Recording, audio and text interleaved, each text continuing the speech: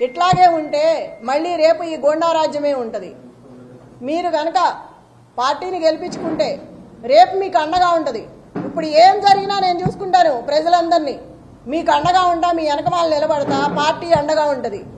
ఏదైనా సరే 13వ తారీఖు వరకు ఎంత ఇబ్బంది అయినా పెట్టండి, ఎంతైనా భయపెట్టండి, కానీ 14వ తారీఖు తర్వాత మాత్రం మాదే. అప్పుడు చెప్తాం ఒక్కొక్కళ్ళ పని ఎవడేంటనేది. అప్పుడు చూసుకుంటాను నేను, ఎవరేం చేస్తారో ఇవాళ గుర్తుపెట్టుకుంటాను. పనికి మాలిన ఆకురౌడి కూడా నోరెత్తి మాట్లాడుతున్నాడు ఇవాళ. పోలీసులు కూడా మహిళలను చూడకోకుండా ఎట్లా పడితే అట్లా మాట్లాడుతున్నారు. ఇందాక ఎవరు అతని పేరు? సురేష్ యాదవ్ ఎంత వల్గర్గా మాట్లాడుతున్నాడు అంటే లేడీస్ అనుకోండి లేకుండా పిచ్చి పిచ్చిగా మాట్లాడుతున్నాడు.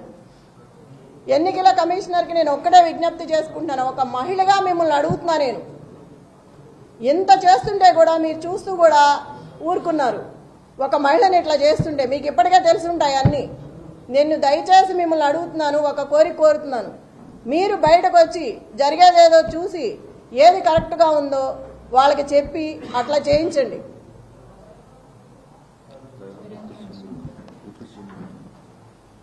ఈ బట్టి విక్రమార్క మొత్తం జూబ్లీ హిల్స్ అంతా రౌండ్లు వేస్తున్నాడు. అవసరం ఏంటి? ఎమ్మెల్యే ఎవరు పేరిందా కూర్చొని ఉన్నాడు టేబుల్ దగ్గర? ఐలయ్య. అతనికి ఏం పని టేబుల్ దగ్గర? చిటీలు ఇవ్వడం అవన్నీ అతనికి ఏం అవసరం? అసలుకి వీళ్ళందరూ రావాల్సిన అవసరం ఏంటి? విప్పులు కానీ ఎమ్మెల్యేలు కానీ మినిస్టర్లు కానీ వీళ్ళందరూ రాత్రి నుంచే తిరుగుతున్నారు. అవసరం ఏంటి జూబ్లీ హిల్స్లో వీళ్ళకి? లోకల్ నాన్ లోకల్ మాట్లాడుతున్నారు. మరి రజియా ఇంటికి వెళ్ళి బోరుబండ్లో సైట్ 3లో ఆ అమ్మాయి కూర్చుందని గట్టిగా మాట్లాడుతుందని ఇంటికి వెళ్ళి గొడవ చేశారు రౌడీలాగా పోలీసులు.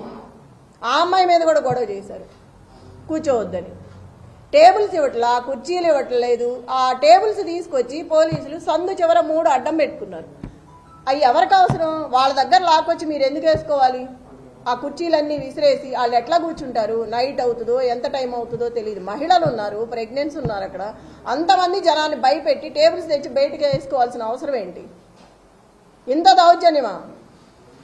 పోలీసులకు కూడా ఉండాలి కదా, మనం ఏం చేస్తున్నాము, ఇది తప్ప ఒప్ప అని తెలియదా? చిన్నపిల్లలేం కాదు కదా. అదేమంటే క్వశ్చన్ చేస్తున్నారు తిరిగి. ఆ క్వశ్చన్ చేసే ముందు మనం ఏం చేస్తున్నామో తెలియాలి కదా. మాట్లాడితే సీఏ అంటారు, ఏదేదో మాట్లాడుతున్నారు, నాన్నే భయపెడుతున్నారు వెళ్తుంటే. అంత 30 మంది 50 మంది 100 మంది పెరుగుతానే వస్తున్నారు కానీ తగ్గట్లేదు. 2 నిమిషాల్లో వస్తున్నారు. మరి ఎవరు చెప్తున్నారో నాకు తెలియదు. నేను ఎక్కడికి వెళ్తే అక్కడికి వస్తున్నారు నాతో పాటు, గుంపుగా వచ్చేస్తున్నారు. పోలీసులు కానీ రౌడీలు కానీ ఆ చుట్టూ ఉన్న జనం కానీ. ఎదుగో ఇప్పుడే వచ్చేటప్పుడు చూసా 150 మంది కూర్చున్న టేబుల్స్ నేను గొడవ చేసి వచ్చానని ఒక 6 నుంచి మిగతాయి తీసేశారు. ఇప్పుడు వస్తా చూసాను ఇంకారులో.